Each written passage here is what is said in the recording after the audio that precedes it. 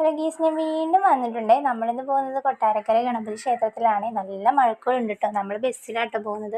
അങ്ങനെ ബസ്സൊക്കെ കിട്ടി ഞാൻ സൈഡ് സീറ്റ് തന്നെ പിടിച്ചിട്ടുണ്ടായിരുന്നേ.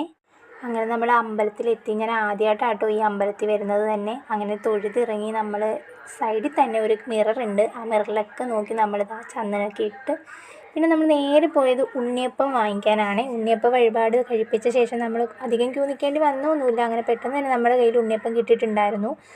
എനിക്ക് കിട്ടിയത് ടിൻസിനെയാട്ടോ. അങ്ങനെ അതൊക്കെ കഴിച്ച് നേരെ പോയത് നമ്മൾ ചിറയിലോട്ടാട്ടോ. അവിടെ നിറയെ മീനൊക്കെ ഉണ്ട്. അങ്ങനെ അവിടെ കുറച്ച് നേരം ഇരുന്നു. അങ്ങനെ അത് കഴിഞ്ഞ് നമ്മൾ നേരെ പോയത് പുറത്തോട്ടാണ്, പുറത്ത് കടയിലോട്ടാണ്. അങ്ങനെ കടയിൽ പോയി കുപ്പിവളയൊക്കെ വാങ്ങിയിട്ടുണ്ടായിരുന്നു. കറുത്ത കുപ്പിവളയാട്ടോ ഞാൻ വാങ്ങിയത്. അങ്ങനെ കുപ്പിവളയൊക്കെ വാങ്ങിയിട്ടുണ്ടായിരുന്നു. പിന്നെ അവിടെ ഗണപതീൻ്റെ കുറേ വിഗ്രഹങ്ങളൊക്കെ ഉണ്ടായിരുന്നു കേട്ടോ. പിന്നെ കാറ്റാടീനെയൊക്കെ കണ്ടു.